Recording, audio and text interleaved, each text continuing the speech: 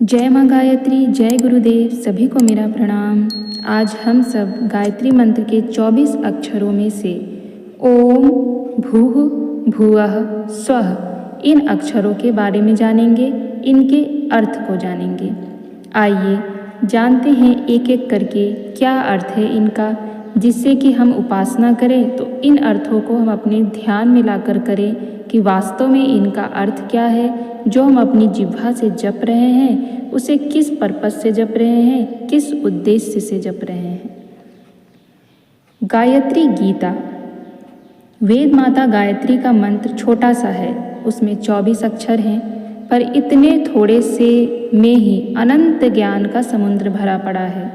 जो ज्ञान गायत्री के गर्भ में है वह इतना सर्वांगपूर्ण एवं परिमार्जित है कि मनुष्य यदि उसे भली प्रकार समझ ले और अपने जीवन में व्यवहार करे तो उससे लोक परलोक सब प्रकार से सुख शांतिमय बना सकते हैं। आध्यात्मिक और सांसारिक दोनों ही दृष्टिकोण से गायत्री का संदेश बहुत ही अर्थपूर्ण है। उसे गंभीरतापूर्वक समझा और मनन किया जाए तो सद्ज्ञान और अविरल स्रोत पर प्रस्फुटित होता है। आइए हम जानते हैं क्या क्या होता है इनका अर्थ और क्यों यह इतना महान मंत्र है। आइए जानते हैं ओम का अर्थ क्या है, जिसको वेद न्यायकारी, सच्चिदानंद, सर्वेश्वर, समदर्शी, नियामक, प्रभु और निराकार कहते हैं, जो विश्व में आत्मा रूप में उस ब्रह्म के समस्त नामों में श्रेष्ठ नाम, पाप रहित, पवित्र और ध्यान करने योग्य है। वह ओम ही मुख्य नाम माना गया है। ओम का अर्थ क्या है? परमात्मा को प्राप्त करने और प्रसन्न करने का मार्ग उसके नियमों पर चलना है। वह निंदा स्तुति से प्रभावित नहीं होता, वरन कर्मों के अनुसार फल देता है। परमात्मा को सर्वत्र व्यापक समझकर गुप्त रूप से भी पाप न करना चाहिए।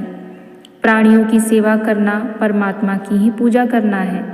परमात्मा को अपने अंतस में अनुभव करने से आत्मा पवित्र होती है और सत्य, चैतन्यता तथा आनंद की अनुभूति होती है। अब हम जानेंगे भूः का अर्थ क्या है।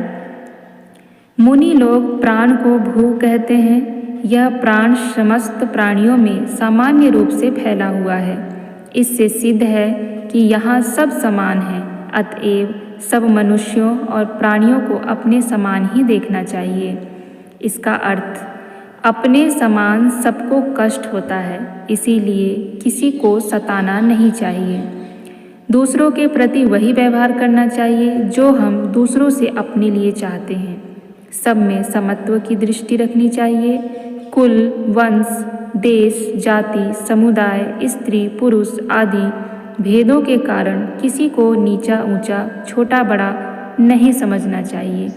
उच्चता और नीचता का कारण तो भले बुरे कर्म में ही हो सकता है।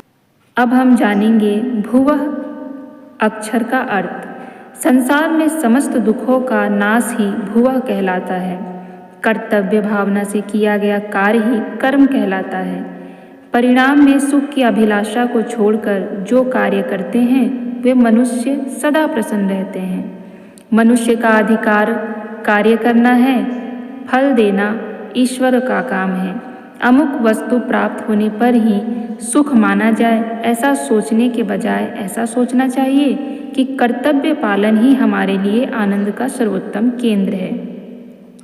जो अपने कर्तव्य कर्म को ही लक्ष्य मान लेता है वह कर्मयोगी हर घड़ी सुखी रहता है।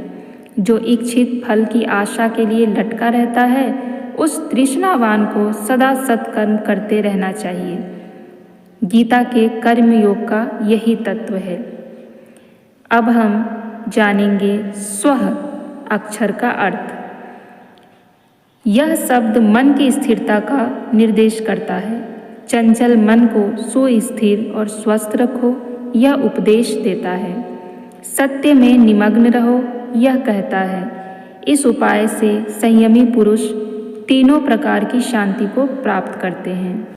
अनिच्छित परिस्थिति प्राप्त होने पर प्राय मनुष्य शोक, दुख, क्रोध, द्वेष, दीनता, निराशा, चिंता, भय, बेचैनी आदि से उद्विग्न होकर अपना मानसिक संतुलन खो बैठते हैं और अनुकूल परिस्थिति प्राप्त होने पर अहंकार, मद, उद्दंडता, खुशी में फूलकर अस्वाभाविक आचरण करना, इतराना, अपव्यय, शेखी आदि से ग्रस्त हो जाते हैं।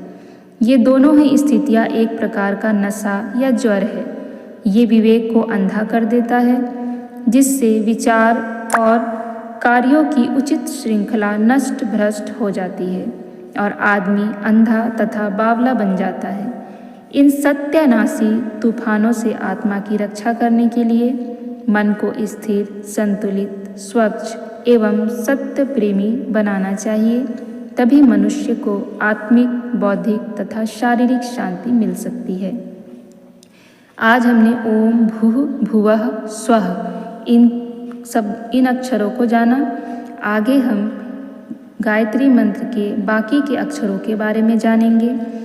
एक ही वीडियो में काफ़ी बड़ा हो जा रहा है, इसीलिए मैं थोड़ा थोड़ा बताने का प्रयास कर रही हूँ। तो इसे हम 3 या 4 भागों में आपको बताने का प्रयत्न करेंगे, ताकि आपको थोड़ा थोड़ा करके गायत्री मंत्र के 24 अक्षरों का ज्ञान हो और आप गायत्री मंत्र के 24 अक्षरों के बारे में जान सकें। जय गुरुदेव, जय माँ गायत्री। सभी को मेरा प्रणाम।